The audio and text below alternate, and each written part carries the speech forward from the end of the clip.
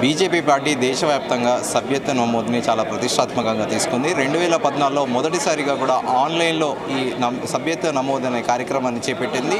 ఇప్పుడు 10 ఏళ్లు పూర్తి కావస్తున్న నేపథ్యంలో మళ్ళీ ఫ్రెష్గా ఇంక్లూడింగ్ ప్రైమ్ మినిస్టర్తో సహా అందరూ కూడా తమ సభ్యత్వాన్ని నమోదు చేసుకుంటున్నారు. సో తెలంగాణ రాష్ట్రానికి వస్తే మనం ప్రస్తుతం ఎన్ రామచంద్రరావు గారితో ఉన్నాము. ఆయనే ఈ మెంబర్షిప్ డ్రైవ్కి ఆయనే దీనికి హెడ్గా ఉన్నారు. ప్రస్తుతం ఆయన మాటల్లో అడిగి తెలుసుకుందాము.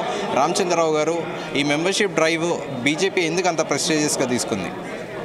ఒకటి, ప్రపంచంలో అతిపెద్ద పార్టీగా బీజేపీ గుర్తింపు వచ్చింది. దాన్ని కూడా పెంచాలని చెప్పేసి మాకు వచ్చినటువంటి ఓట్లలో 75% దాకా సభ్యత్వం చేయాలి. ఎందుకంటే రాబోయే రోజుల్లో ముఖ్యంగా తెలంగాణలో అధికారంలో రావాలి అనేటువంటి ఒక దృక్పథంతో మెంబర్షిప్ పెంచాలి. మెంబర్షిప్ పెంచితే అదొక బేస్ తయారైతుంది పార్టీకి అనే దృష్టిలో ఈరోజు కేంద్ర పార్టీ అయితేంది, రాష్ట్ర పార్టీ అయితేంది, తెలంగాణలో దృష్టి పెట్టి ఇక్కడ మెంబర్షిప్ ఎక్కువ చేయాలని చెప్పేసి కూడా ఆలోచన పెట్టింది. అందుకే దీనికి ప్రాముఖ్యత ఎక్కువ వచ్చింది. ఒకటి. రెండోది, 6 సంవత్సరాలు ఒకసారి మా పార్టీలో మెంబర్షిప్ మళ్ళీ రిన్యూ చేసుకుంటాం. ఇది రిన్యూవల్ అవుతుంది మెంబర్షిప్. కాబట్టి గతంలో మెంబర్లు ఉన్నా కూడా మళ్ళీ మెంబర్షిప్ చేసుకోవాలి. కాబట్టి దీనికి కొత్త వాళ్ళు, పాత వాళ్ళు అందరూ కూడా మెంబర్ అవుతారు. కాబట్టి దీనికి ఒక ప్రాముఖ్యత ఉంది.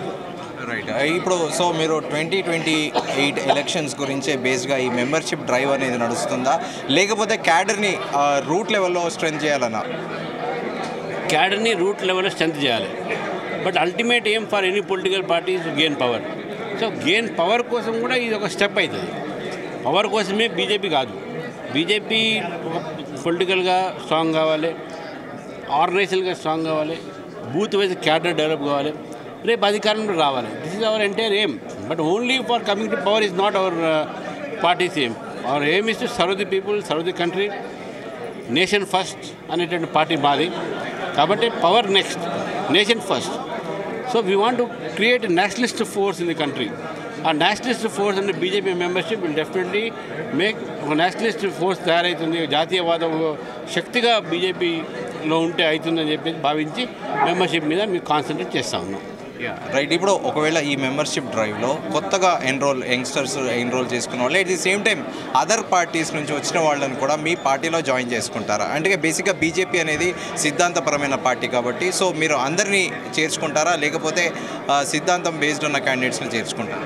Those who all believe that India is my country, those who believe that Indian culture is my culture, those who believe that Indian culture has to be protected, వాళ్ళు ఏ పార్టీ నుంచి వచ్చినా మేము పార్టీ చేర్చుకుంటాం. ఎందుకంటే our party is open to all, సర్వవ్యాపి, సర్వస్పర్శి. We want to invite every section of society.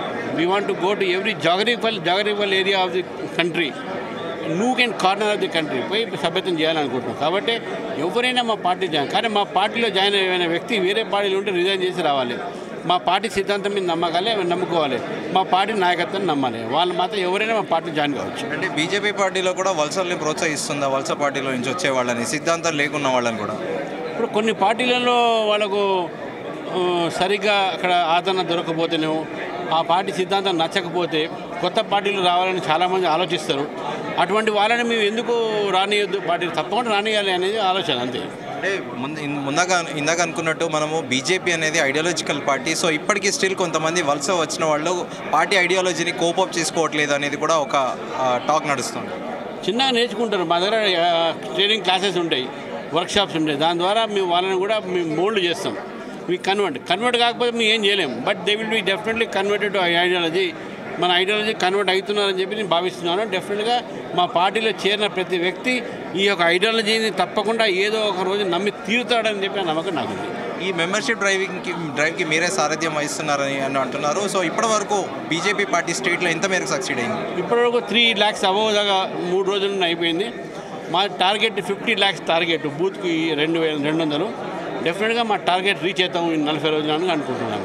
Last question, BJP state కొత్త president ఎవరు, ఎప్పుడు నియమిస్తుంది?